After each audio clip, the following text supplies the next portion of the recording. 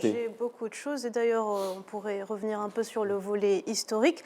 C'est la 4e fois depuis son indépendance que l'Algérie occupe un siège non permanent au Conseil de sécurité de l'ONU après les mandats de 68-69, 88-89 et 2004-2005.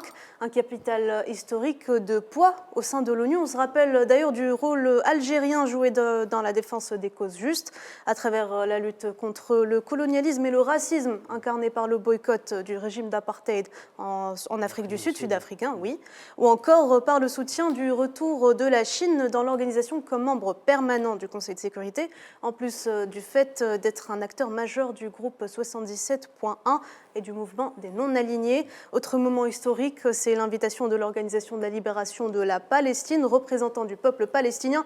On se souvient tous, je pense, de l'image de l'ancien président palestinien Yasser Arafat qui prononçait son célèbre discours à la tribune des Nations Unies.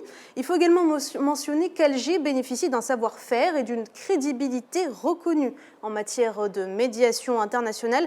Elle a joué un rôle prépondérant dans les conflits entre l'Irak et l'Iran et entre l'Éthiopie et l'Érythrée et sur beaucoup d'autres dossiers également complexes mettant en avant le dialogue et les processus politiques comme solution. Et plus récemment, on peut citer les efforts déployés pour la paix et la réconciliation au Mali, incarnés par les accords issus du processus d'Alger. D'ailleurs, à ce propos, le Conseil de sécurité de l'ONU a publié une résolution en début d'année, c'était il y a quelques jours, dans laquelle elle appelle au respect du cadre des accords d'Alger, exhortant, je cite, toutes les parties signataires à reprendre le dialogue et à s'engager dans la mise en œuvre de l'accord pour justement assurer la paix et la stabilité dans le pays.